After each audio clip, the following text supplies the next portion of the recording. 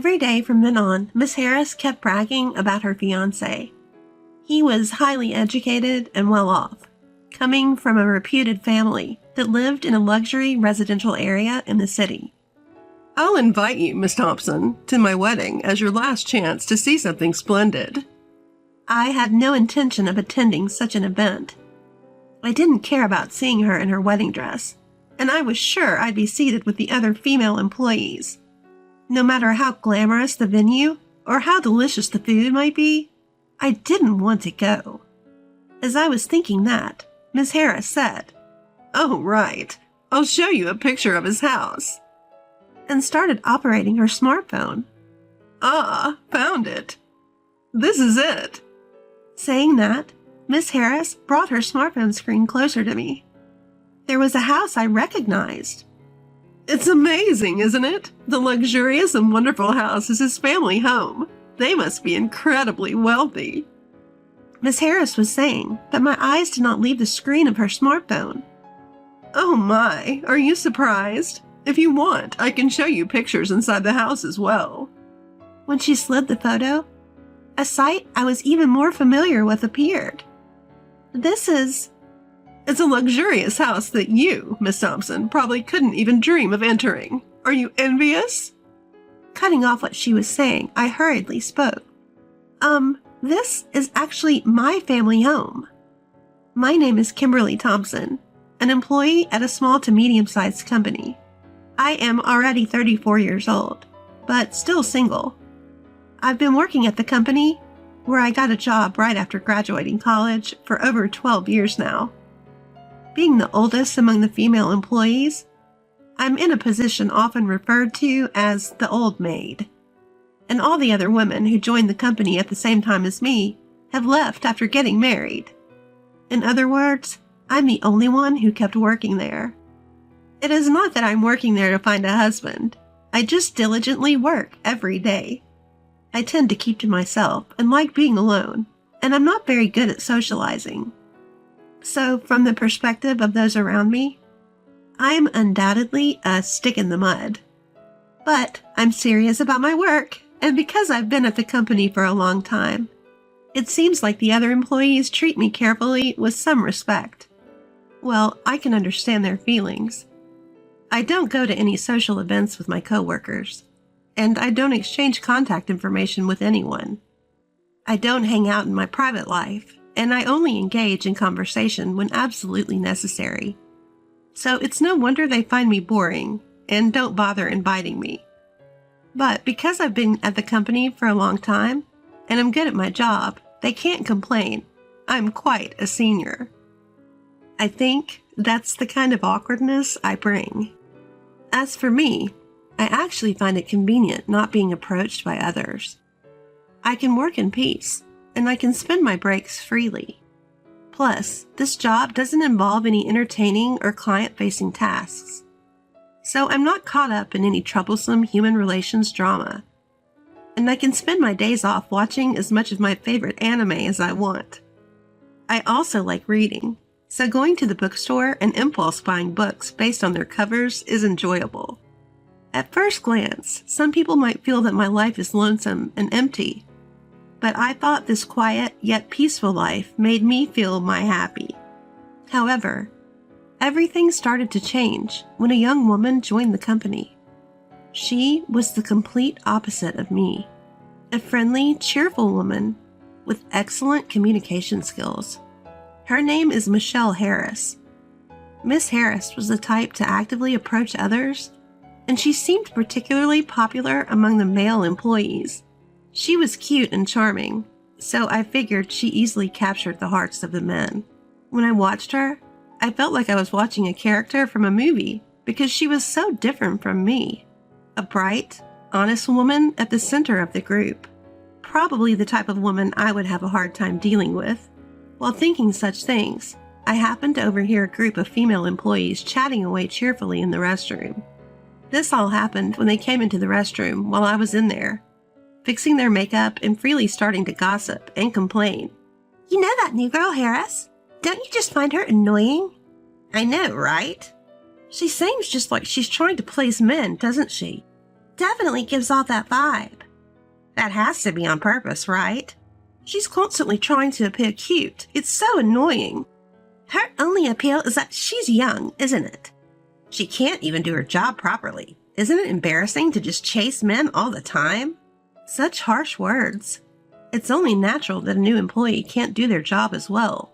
Moreover, I thought to myself that maybe Harris has to rely on the male employees because you guys aren't properly teaching her how to do her job. I have a habit of occasionally observing Harris, who is so different from me in appearance and personality. I have seen her being coldly dismissed by the female employees several times. Every time, Harris looked downhearted and ended up talking to a male colleague. So I don't think she's trying to win over the men. She's just cornered into such situations. I'm sure these female employees gossip about me too, just with different content. If Harris is spoken about like this, I'm sure I get it worse. I'm probably just not seeing it because I'm the oldest among the female employees and can do my job well. Interpersonal relationships can be so exhausting. I'm glad I don't have to get involved. Thinking that, I sat on the toilet until they finished fixing their makeup and left. Then, on another day, Harris was unusually mingling and talking with the female employees. I was surprised but glad to see her fitting in with the other women and decided to take my lunch break. As I got up from my seat to go outside with my packed lunch, as usual, I passed by them, and Harris suddenly called out to me. When I turned around, she asked me a nonsensical question. "Why aren't you married, ma'am?" It's clearly a malicious question. As I was struggling to answer, I could hear the female employees behind Harris chuckling. Even the wide-eyed male employees started to laugh. Led on by them. One of the female employees said, "Hey, that's rude," but then praised Harris, saying, "You're such a funny girl, Harris."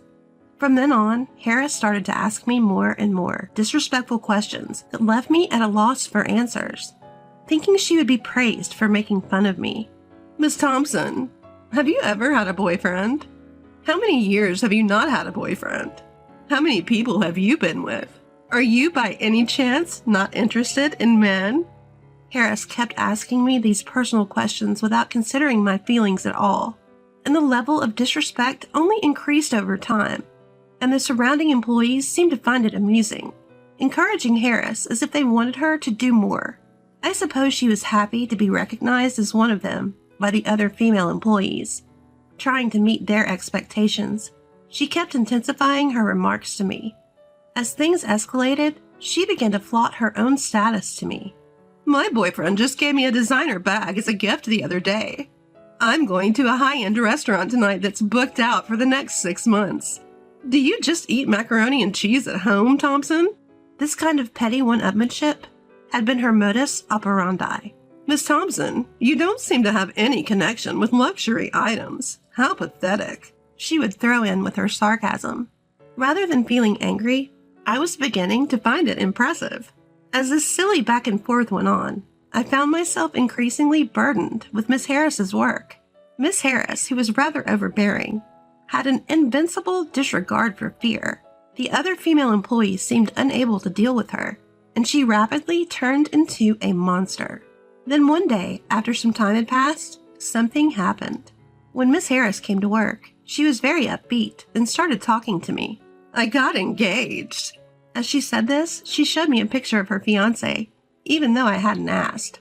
When I responded with a polite, "That's nice," and tried to return to my work, Miss Harris continued to chatter on.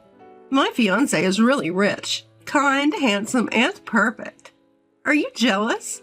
I'm going to be happy leaving you here, Miss Thompson." With that, she brought her smartphone screen closer to me. She continually belittled me and bragged about how amazing her fiancé was and how she had hit the jackpot by getting engaged to him. "Well, I am jealous. Congratulations, truly," I said. Miss Harris, looking satisfied, said, "Okay, I'm going back to work," and returned to her desk. When it comes to this, it's almost refreshing. I sighed deeply. I need to focus on my work. Just as I was trying to switch my mindset, I heard the other female employees talking behind me, She's really getting carried away, isn't she? Seriously, just because she's getting married, she's acting so giddy? What's up with that? Like she can actually be happy after getting married. She probably can't even do housework and might cheat on him. I agree. She's definitely the type who would get divorced quickly once her charms wear off. Totally agree. As one of them began to vent, the others joined in, spewing complaints. Out of pure curiosity, I asked the female employees, "Weren't you all friends with Miss Harris?" "What are you talking about? No way." They all laughed. We would never be friends with a woman like that. It's just her thinking we're her friends. I see. It seems that Miss Harris had managed to make enemies of the female employees again. They didn't mind when she was bullying me, but as she increasingly tried to one-up me, she started doing the same thing to the other female employees. I sighed quietly. Aren't you the ones who boosted and fanned her flames? From then on, Miss Harris boasted about her fiancé almost daily. Apparently, he comes from a prestigious family, is highly educated, earns a high income, and his parents' home is located in an upscale residential area in Manhattan. This has nothing to do with you, Miss Thompson, who always looks so shabby. It seems like you could continue to live a simple life alone. The only people who would marry you are likely to be leftovers. Nobody high profile or high earning would ever consider someone like you. You may have to settle for someone uneducated and unemployed. But even such a man might refuse you, considering you're a dried-up old maid. Miss Harris would say, laughing. I'll invite you to my wedding, Miss Thompson. It will be your last shining moment. I certainly did not want to attend that. I couldn't care less about her wedding dress, and I'm sure I'd be seated with those female employees. Even if the venue is glamorous and the food is delicious, I wouldn't want to be there. As I was thinking this, Miss Harris said, "Oh, I just remembered. I'll show you a picture of his parents' house." And she began manipulating her smartphone. I wasn't interested in her fiancé's parents' house at all. "Oh, I found it. This is it," Miss Harris said, bringing her smartphone screen closer to me. I saw a house that looked familiar. "Isn't it amazing? Such a gorgeous and wonderful house being his parents' home. They must be extremely wealthy. All this will eventually be mine. I'm on top of the world. I'm now part of the rich gang. If I feel like it, I'll invite you over, Miss Thompson." Miss Harris said this, but my eyes couldn't leave the screen of her smartphone. "Oh my, did that surprise you? Feel free to take a look at the pictures of the interior as well." As she slid the phone across, more familiar scenes appeared. This is... You can't see or enter such a luxurious house, can you? Are you envious? I cut her off in a hurry and said, this is actually my parents' house." "What? What are you talking about?" "Well, I mean this house in the photo." When I said that, Miss Harris looked shocked. "Huh? What are you saying? Just because you're envious, you shouldn't make such a lame claim." No matter what she says, I'm convinced this is my parents' house. Besides, I'm an only child, so it's not like I have brothers who could marry her or anyone else. The only ones living in this house are my parents, who have entered their 60s, and our beloved dog. Miss Harris seems to think I was joking and laughed out loud. "Oh, Miss Thompson, you're so high level, keeping a straight face while fooling around." But I said seriously, "No, I'm not kidding. This is really true," she said, pointing at the photo. "But look, his car is parked here too, right? And how could you take pictures inside a house that isn't yours?" Despite her objections, the photos she was showing me were undoubtedly my parents' house. The placement of things, the floor plan, it was all exactly like the house I grew up in. Then it hit me. I remembered a sales guy who was often coming and going from my parents' house. I'd met him there and talked to him. He was desperately trying to get a contract, telling my parents all sorts of convenient things. I asked Miss Harris her fiancé's name. It was the same name as the salesman. I see. So that man, Aaron, was pretending my parents' house was his own to impress her. What a lame guy. Does he think he could get away with that? I noticed other signs that Aaron wasn't a very good person. He was always smiling, and even when my parents said, We think we'll pass on the contract this time." He would cheerfully respond. "I see. Well, I'll come by again next time." But the moment he left the house, I saw from my bedroom window that he had a really scary look on his face. Maybe he was just angry because he didn't get the contract, but it left me a really bad feeling. There's no need to tell Miss Harris about this, but that house is definitely my parents' house. I won't back down on that. Miss Harris was raising her voice. "What? That house is Miss Thompson's parents' house. That's impossible." No matter how much I explained, she wouldn't believe me.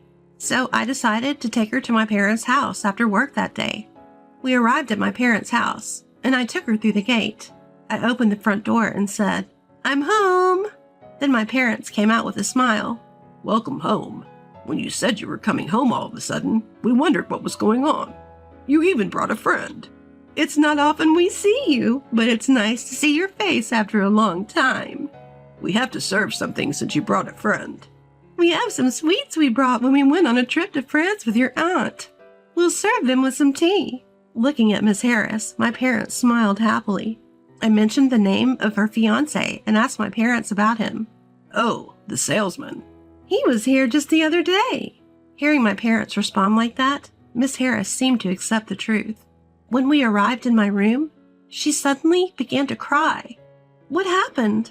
Are you sad because you were lied to about his family home?" Sure, being lied to might have been shocking, but it was not that much of a disaster, I thought.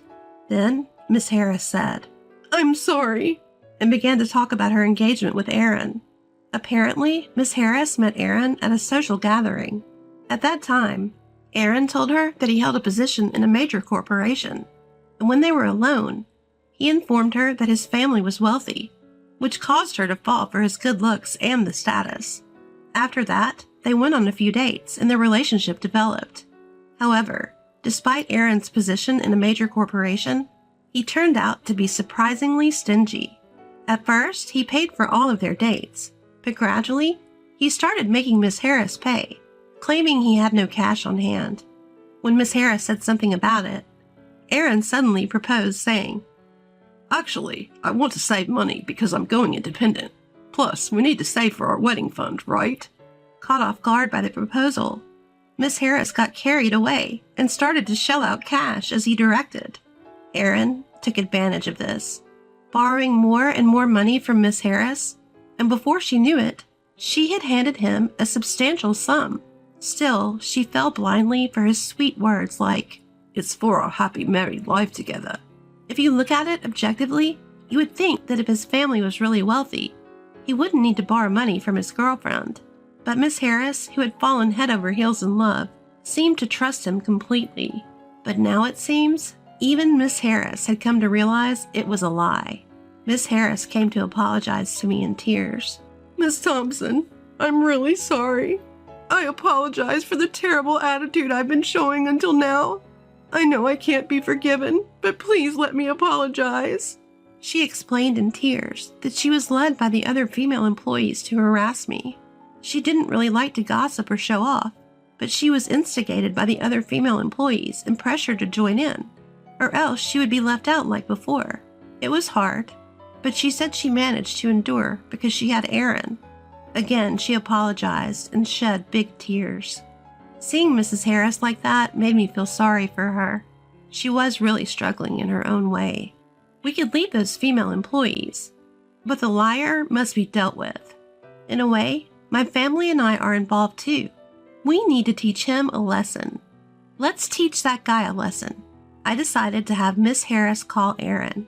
When we arranged to meet at a cafe, he changed his complexion as soon as he saw my face. Aaron, looking uncomfortable, lowered his gaze. I told him I was going to report his misuse of the photo of his family home and his deception of my junior colleague to his workplace. He turned pale and started apologizing. "Please, forgive me for that." "So why did you lie and deceive Miss Harris?" Apparently, he had approached her because he thought she had money, since she wore nice clothes and branded bags. He began to brazen it up and turned to Miss Harris and said something outrageous. "Mainly, it's your fault for coming after me without seeing through my lies. I showed you a nice dream, so you should consider it a gratitude fee. I was stunned at his audacity. It reminded me of the hidden side I saw from the window at my family home. You proposed marriage. That's why Miss Harris trusted you. Then Aaron replied with a defiant laugh. Well, I thought it was the best thing to say. What do you mean? So you had no intention of marrying Miss Harris? Well, yes. I'm not thinking about getting married right away. Aaron casually made such a statement. Miss Harris couldn't take it anymore and started crying. Seeing Miss Harris crying, Aaron looked annoyed. What a terrible man he is. There's no need to show mercy to someone like him. I pulled out a voice recorder and said, I recorded what you just said. And you can demand compensation for breaking off an engagement without a reasonable cause. Aaron turned pale and frantically said, Whoa, that's gonna be a problem. Choose between reporting this incident to the company or repaying the money you borrowed from Miss Harris along with some damages, I said. Hearing this, Aaron replied, I'll pay back the money, and dropped his shoulders. That's how we came to an agreement that he would pay back Miss Harris. It seems that Aaron was cheating, and his mistress was spending money lavishly, more than his salary could cover. But he was so smitten with her that he was siphoning money from Miss Harris to keep her satisfied. After Aaron left the cafe, Miss Harris tightly grasped my hand and repeatedly expressed her gratitude. She apologized once again for everything that had happened and promised to change her ways. Since then, Miss Harris has become quite fond of me and no longer exhibits her previous attitude. Even when other female employees act unpleasantly, she no longer lets it bother her and concentrates on her work. Seeing her like this, the female employees still badmouth her, but I think they're just not worth dealing with. Later, when one of the female employees got engaged, a nasty war of words began among them. Petty jealousies and grudges started affecting their work, and a fed-up supervisor escalated the matter, resulting in each of them being transferred to different departments. Being on their own, these women weren't particularly harmful, and it seems they are now working quietly in their new departments. Our department has become peaceful and calm, and Miss Harris has been able to work more freely. Lately, Miss Harris and I have been having lunch together, sharing our hobbies. Thanks to her, I've developed an interest in fashion, and she has become a big fan of anime. I may not be friendly with everyone, but having someone like Miss Harris, whom I can trust, has made working at this company more enjoyable than ever. Money and status may be attractive, but they are only a part of life, not everything. I may be plain, but I believe that being able to live a peaceful and calm daily life is truly the greatest happiness. I made myself lunch today. I want to be a better cook, so please have a taste, she said. All right, let's go to a nearby park and eat, I replied. Yes, she replied happily.